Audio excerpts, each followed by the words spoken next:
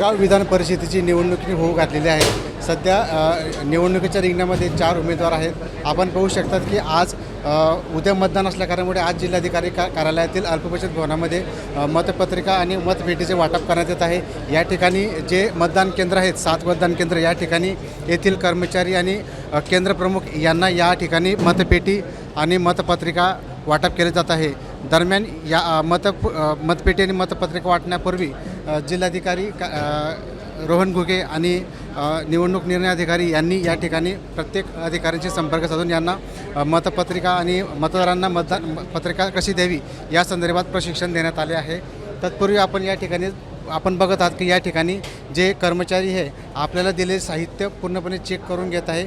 या मतपत्रिका सोबत मतपेटी आहे, शाई आहे, तसंच जी मतदार आहेत त्यांची नावाची लिस्ट देखील आहेत। या ठिकाणी काटेकोरपणे प्रत्येक कागद, प्रत्येक वस्तू, प्रत्येक ठिकाण त्यांना दिलेलं जात आहे। दरम्यान या यादीच्या माध्यमातून जे मतदार आहेत ते उद्या सकाळी 8 ते 4 पर्यंत या ठिकाणी मतदान करणार आहेत। त्यामुळे या जिल्हाधिकारी कार्यालयात असलेल्या अल्पबचत भवनामध्ये जिल्हाभरात असलेल्या 7 प्रमुख मतदान केंद्रामध्ये या ठिकाणी हे मतदान होणार आहे। दरम्यान महायुतीच्या माध्यमातून नंदकुमार महाजन यांना उमेदवारी दिलेली आहेत, तसेच महाविकास आघाडीच्या माध्यमातून शरद आबा तायडे यांना देखील उमेदवारी मिळाली आहे। दरम्यान पक्षाचे बंडखोर नगरसेविका रेश्मा काळे यांनी महायुतीला पाठिंबा दिलेला आहे। दरम्यान त्यांच्या विरोधात आता अपक्ष उमेदवार हे अनिल चौधरी हे देखील निवडणुकीच्या रिंगणात उभे आहे। सध्या आपण जिल्हाधिकारी आपल्यासोबत आहेत, आपण त्यांच्याकडून काही माहिती जाणून घेणार आहोत। काय सांगाल सर, आज जिल्हाभरात 7 मतदान केंद्रामध्ये मतदान होत आहेत, मतदानाचे नियोजन कसं केलेलं आहे?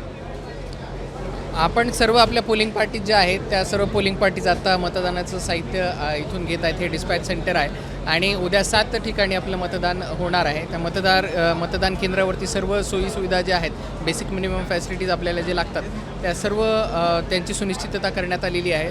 त्याबरोबरच आपल्या सर्व पोलिंग पार्टीच्या 3 ट्रेनिंग झालेल्या आहेत। सर्व प्रकारच्या सिच्युएशन्स आणि सर्व प्रकारचं साहित्य कसं हाताळायचं याची इत्थंभूत त्यांना ट्रेनिंग देण्यात आलेली आहे। सर्व कॅन्डिडेट्स असतील, पॉलिटिकल पार्टीज असतील आणि वोटर्स असतील यांनासुद्धा मतदान कशा प्रकारे करायचं आहे आणि संपूर्ण प्रक्रिया कशी असणार आहे याचं आपण डिटेलमध्ये मार्गदर्शन केलेलं आहे। सर, या निवडणुकीमध्ये एकूण मतदार किती आहेत आणि या ठिकाणी मतदान केंद्राच्या ठिकाणी किती कर्मचारी अधिकारी यात नियुक्ती केलेली आहे?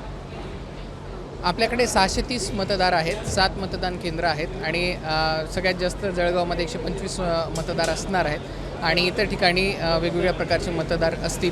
त्यामध्ये उपविभागीय स्तरावरचीही असल्यामुळे त्याच्यामुळे तिथले असलेले जे नगरपरिषदा असतील, नगरपंचायती असतील यांचे मतदार हे त्या ठिकाणी मतदान करणार आहेत। सर, सुरक्षेच्या दृष्टीने प्रत्येक केंद्रामध्ये CCTV कॅमेऱ्याची व्यवस्था केलेली आहेत का आपण त्यामध्ये? येस, हो।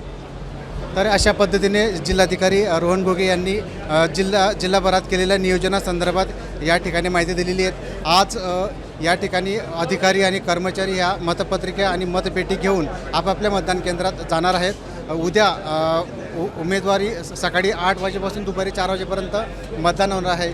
दरम्यान आगामी 22 तारखेला याचा निकाल लागणार असून नेमकं या विधान परिषद निवडणुकीमध्ये कोण विजयी होईल